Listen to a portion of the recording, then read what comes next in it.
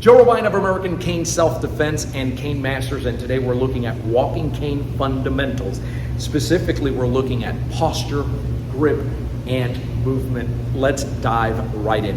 I often get asked whether hanging around with your cane, does that automatically make you a soft target because the cane is perceived as a medical device and perhaps a sign of weakness. The research doesn't show that.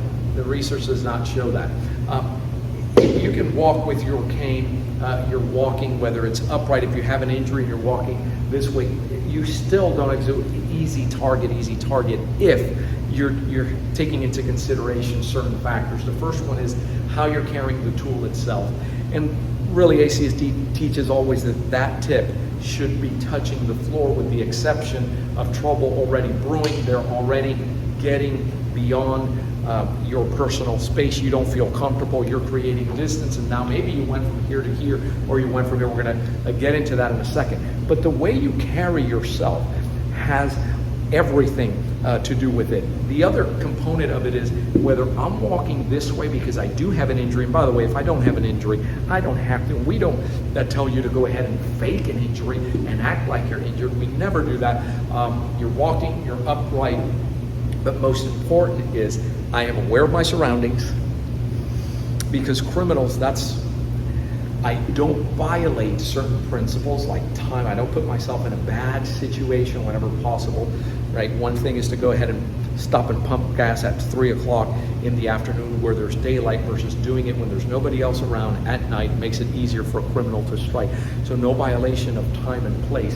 But not just that, I make eye contact, and not in a menacing, I want to fight way, but just in a way that I look at you, whether I'm here, whether I'm up here, I look at you, I acknowledge you with a nod, and there I am, and it's solid. If I'm standing, that tripod stance exudes confidence, and I'm up here, I'm ready. Why? Because from here, from this type of posture, I can explode. See this tripod, I'm over here, even if I'm not looking, if he goes ahead and move, I see him from my periphery, I know where he's at, he lunges in, I'm here, bang, I can move. See, I can still move from there, but I look at him, and that look says, I know you're there, and can dissuade something from escalating. Once you get into a verbal interaction, how you express yourself, how you project your voice, and your posturing as well. Right? Going from here to here when you don't like it. This, right? Hey, I'm prepared. And it's not necessarily, I can do the same thing with my hands, and they're open handed and say, hey, I don't want any. See, it's the same movement coming from here to here. Look, right? But this is something that's already brewing. I don't hang around with it like this, just like I don't hang around. This is just plain weird. I don't recommend you do that. That's as far as your posturing goes. As far as the grip goes, you have two main ways of holding this tool relative to the cane.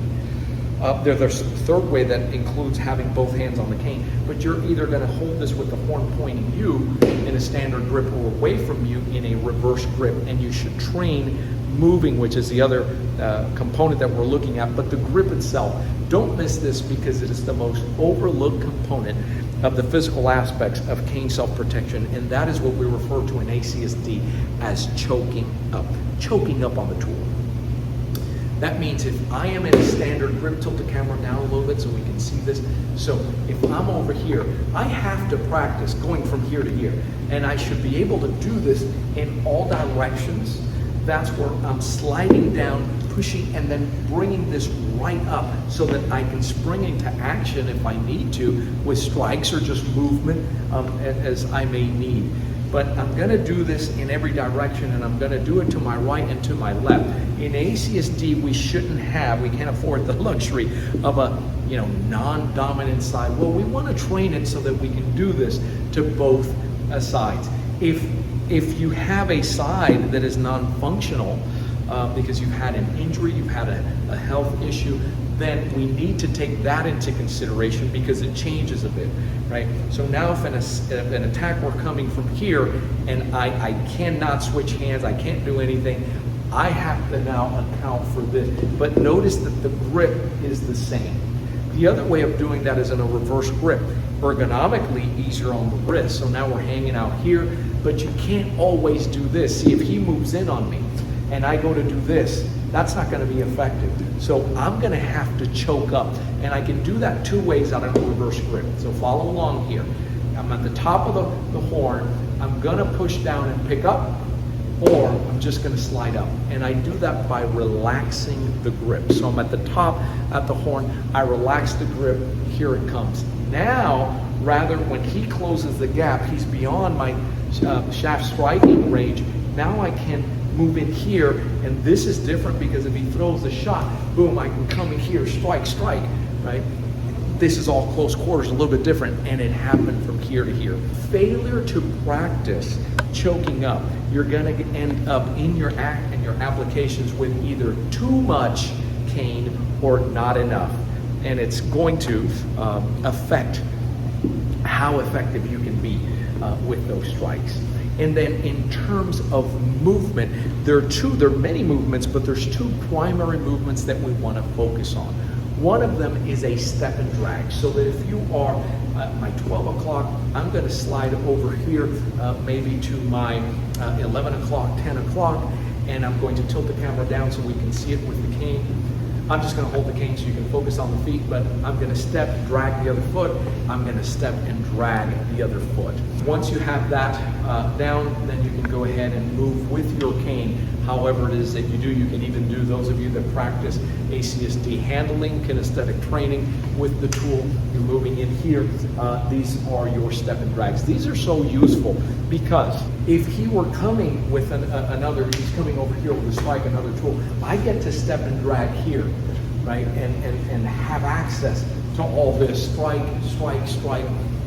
I get to go to where he cannot. If he does follow, go ahead. If he does follow it up and he's coming towards it, see, I step and drag again. I can control off of step and drags. I can just get out of the way. A step and drag is also where he's coming in and I'm moving out. Boom, stepping and dragging right out of the way. That's your step and drag. The second one is your pivot blend. We call it a pivot blend. That's where the attack is very strong. I'm going to show you first without it. I have my left foot forward. I'm going to go ahead and pivot. That's a quarter pivot. That's a quarter pivot. My foot doesn't move, and if we focus down on the foot here, you're going to see that my foot is slightly abducted, right? So I get to do this. ACSD caners have this in their form exercises. It's just built in. But a strong attack that's coming in, two-handed put, wow, this is bang, I get to go ahead and pivot. It's a way of blending and seeing things the same way. It's almost like giving in so that I can get your way. So the opposite would be to do this, and he grabs on, and he and I are fighting here, but instead of doing that, I'm gonna go ahead and pivot, and that is built in. That is your movement. That is a combination of training your posture, training your grip. You put it together. How do we go for both hands? How do we use both hands? Well, you're just gonna practice bringing from here to here. All right, so I'm over here, I see him come out, I don't feel comfortable, I'm already here. Because I can't trust myself to be fast enough to go all the way from here up.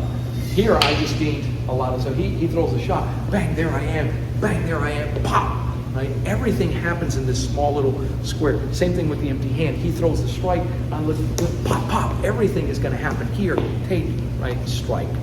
Oh, okay, so we're gonna practice, we're gonna put all those three. These are fun. This is fundamental training. I'm Joe Rubina for American Cane Self-Defense and Cane Masters. Thanks for watching. Keep caning and stay safe.